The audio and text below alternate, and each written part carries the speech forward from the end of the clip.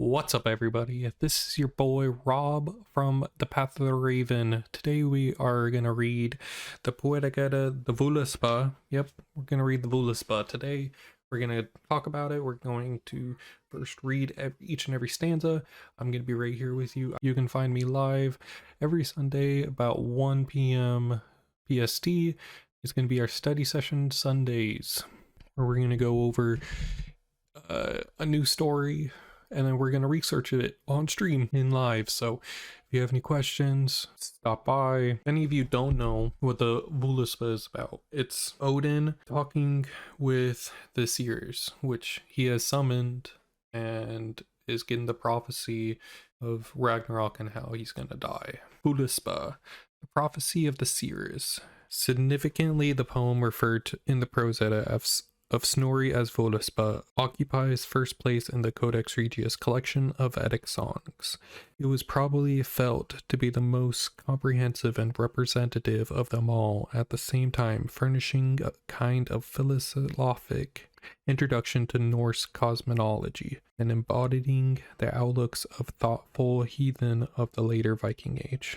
It makes a similar appeal now, notwithstanding the deplorable condition of the poem as handed down. It thrills us as vision after vision of a Norse apocalypse rises before us, giving glimpses of the fates of the gods and powers of the Eld, glimpses of the past and the future of the world. Norse census here at its best accomplishes a triumph in condensing a world of meaning into narrowest compass. A stern ethical pathos in some passages is consonant with the somber tone of the whole. None of the Eddic poems has been a theme of greater controversy, which is not to be wondered at, considering the condition of the text, which is vague outlines, its hopeless confusion of statement, even beyond the inevitable self-contradictions of any primitive cosmology, its puzzling gaps, its abrupt transitions, and its obscure allusions, all of which make elaborate commentary indispensable for understanding. In general, there is little agreement among scholars, or even the fundamental points of the purpose and the structure of the poem. Odin, it seems, has summoned the seers from her grave to appear before the assembled gods. To legitimate herself, she keeps the first created things. In the beginnings, how the heaven and the earth rose out of chaos. Wow, that's just powerful. She tells how man is given the breath of life, how a golden age of innocence among the gods, and with the coming of the Norns, the Fates, and the ill-understood slaying of Golveg, a Pandora-like figure sent to the Aesir by the Vanir, an older race of gods. A war between these powers result strenuous of the Aesir, which battlements are laid low in their rebuilding broken oaths, embroil the gods, now united. With the world of the giants, representative of brute force and darkness, Balder, the god of light, is slain, and evil enters into the world. Then with strokes of tremendous dramatic power, the seers foretells the downfall of the gods, heralded by general depravity, the breaking loose of all the powers of destruction, and the cataclysmic end of the world. Out of its ruins a new world is born, in which Balder and other benign gods will establish a region of justice and power. In the concluding lines, some scholars have seen an adumberation of the coming of Christ, and then find trace of Christianity in the poem as a whole. But at present, the best scholarship would declare it as interpolation because its variance with the prevailing spirit of the poem, the very passage on which interference could be based. However, this does not preclude a general acquaintance with the fundamental concepts of Christianity. Such knowledge pervaded the North and the 9th and 10th centuries, times when the imagination was stimulated vigorously through the multifarious activities of the Viking Age, a study of the language. The verse form is, I can't even say that word, that's way beyond me. The poem has led to a similar conclusion.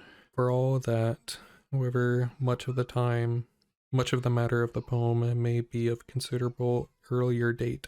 Recent study has suggested that the cosmonic part, the first 27 stanzas pieced together as it is from snatches and patches of hoary equity. Some of extraordinary power was added later to a compositionary younger eschatological poem. The Voluspa is found in the Codex Regius and in the Hogsbrook, the later version, though the whole inferior to that of the Codex Regius, sometimes has better text.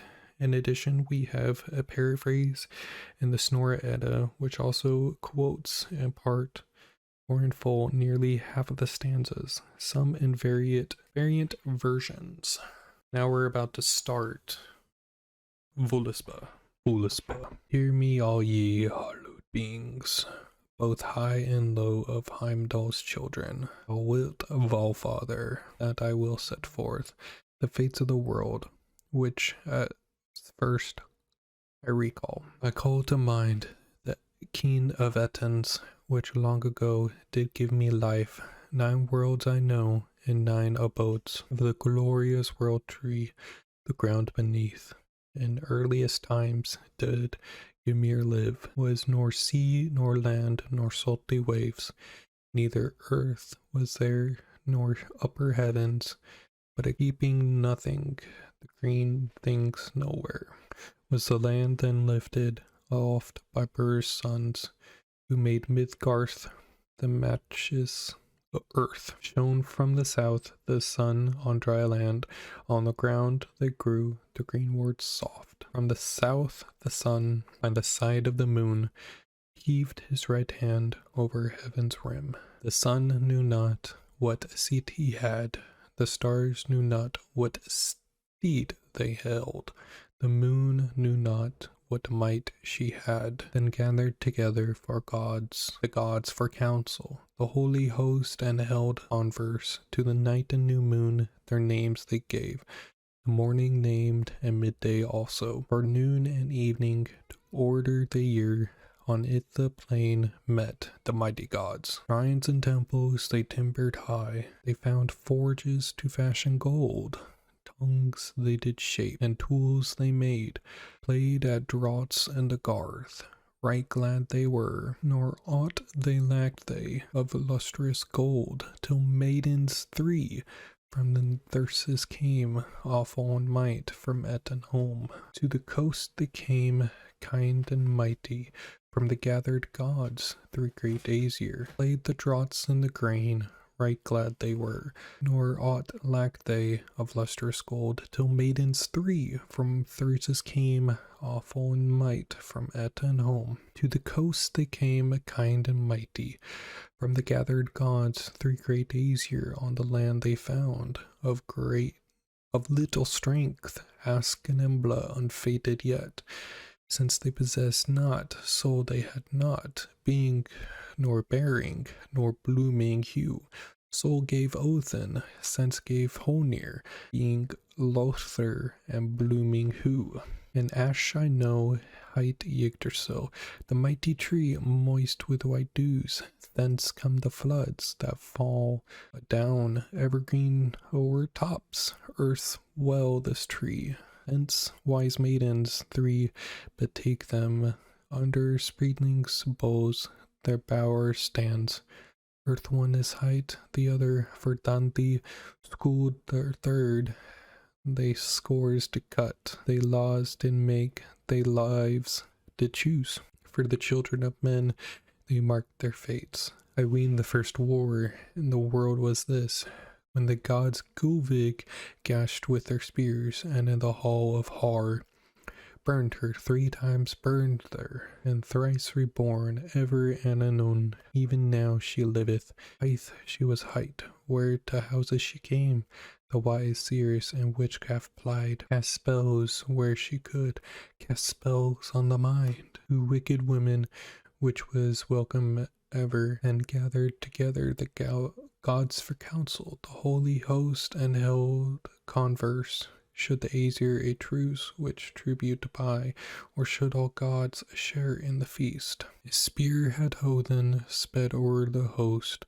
The first of feuds was thus fought in the world, was broken in battle and breastwork of Asgarth. Fighting Vanir trod the field of battle, then gathered together the gods for council, the holy host that held converse, who had filled the air with foul treason, and to uncouth Ettin's Odin's wife given. Thui Thor then overthrew the foe. He seldom sits when of such he hears, which sworn oath broken and solemn vows. God's plighted troth, the pledge given. Where Heimdall's horn is hid, she knows.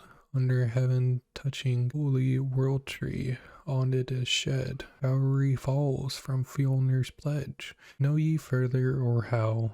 Alone she sat out, when the Lord of gods, Odin is old, her eye did seek. Seekest I know why summon me? Well, I know, Ygg, where that eye is hidden in the wondrous well of Mimir. Each morn Mimir his dead doth drink out of Fjolnir's pledge. Know ye further or how? Give ye to her arm rings and gems, for her seeress sought in soothing the fates I fathom. Yet farther I see far and wide the world's about. Give ye to her arm rings and gleam, for her serious sight, and soothsaying the fates I fathom.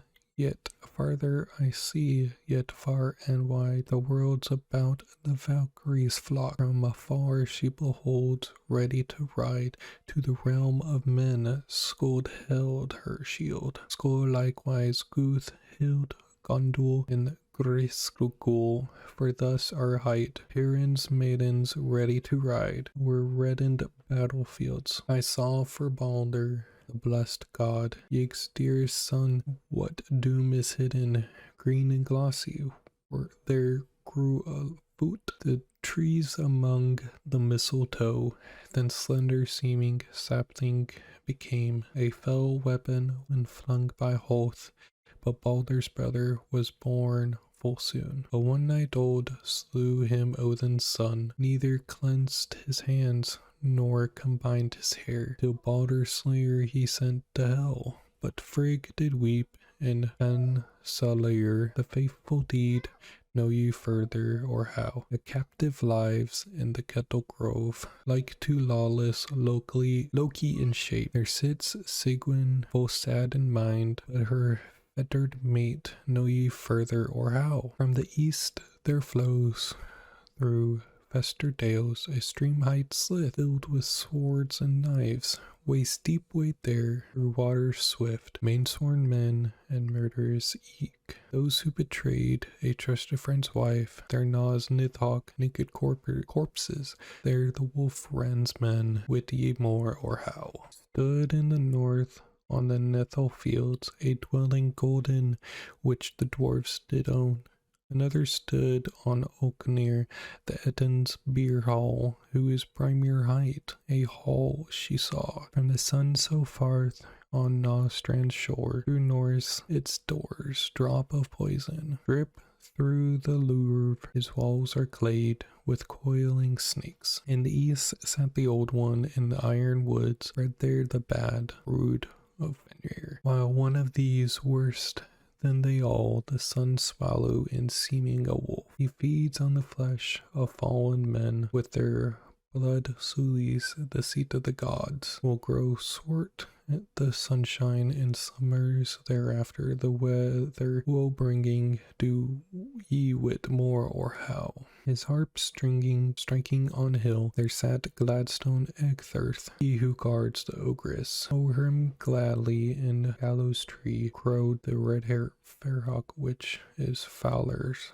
height. Broder the gods, Hulin Campi, Wacy the heroes, who with Hergen dwell, another rose. The earth beneath in the halls of hell, huge dark red, arm bays loudly before Gnappa cave, breaks his fetters and freely runs. The fates I fathom, yet the farther I see of the mighty gods, the Ungufling doom. Brothers will battle to bloody end, and sister sons their sip betray. Woes in the world, much wantonness. Axe age, sword age, sundered arch shields, wind age, wolf age, ere the world crumbles. Will the spear of no man spare the other?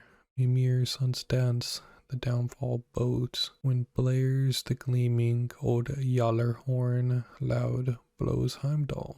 With horn of foot in hell's dark hall, horror spreadeth once more Odin, with Mime's head speaketh, her cert Sib swallows him. Trembles the towering tree Yggdrasil, it leaves loudly unleashed, as is the Etten. What ails the Aesir, and what the Alfs, in uproar all Ettins are the Aesir might. At the gates of their croots the wise dwarfs groan, in their fell fatnesses we eat ye further or how. Arm bays loudly before Napa cave, breaks his fetters and freely runs. The fates I fathom, yet further I see of the mighty gods, the engulfing doom. There's arm from the east, holding his shield, a Midgarth worm, a mighty rage, scatters the waves, screams the eagle, his nib tears the dead, Nagafar loosens. Sails a ship from the east, with shades from hell, over the ocean stream steers a Loki, in the wake of the wolf, rush witless hordes, who with baleful Beleist brother do fare. Come cert from the south with the singer of twigs. The war god's sword like a sun doth shine. The all hills totter and trolls stagger. Men fare to hell. The heavens rive. Another woe awaiteth Lyn, where forth goes Odin to fight the wolf and the slayer of Beli, to battle with Cert. Then Frigg's husband with fall lifeless, strides forth Vithar, Balfar stun, the fearless fighter, Fenrir to slay. To the heart he use, the elf wrong sung, avenges then Vithar's father. Then Mjolnir's mighty wielder, gapes the grisly earth girdling serpent. When strides forth Thor to stay the worm, almighty Maul's Midgard's hoarder. Now all wights in the world wander from home. Back falls 9 steps, Fjorgen's offsprings, nor fetters for his frame from the frightful worm. Neath seal the land sinketh, the sun dimmeth, from the heavens fall the fair brightest stars. Gusheth for steam and goodling fire. To heaven, very heaven, soar the hurting flames. Arm bays loudly before a Gnappa cave, breaks his fetter and freely runs. The fates I fathom, yet farther I see of the mighty gods, the engulfing doom. To see green again with growing things, the earth arise from out of the sea. Fell torrents flow, overflies them the eagle,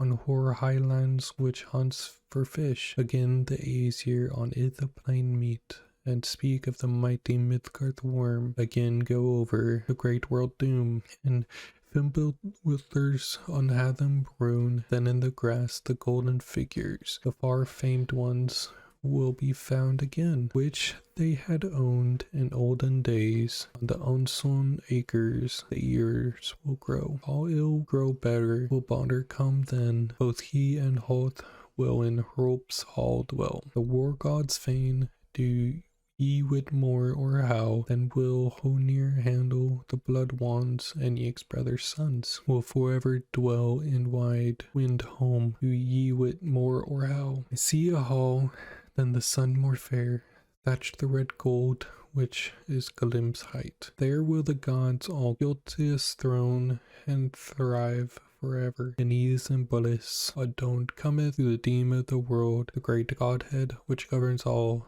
comes the dark sum. Dragon flying Nithog upward from the Nitha fells, he bears his pinions as the plains hear or flowers. Naked corpses, now he will sink. That is the end of the Voluspa. I hope you enjoyed today's reading on Sunday study session.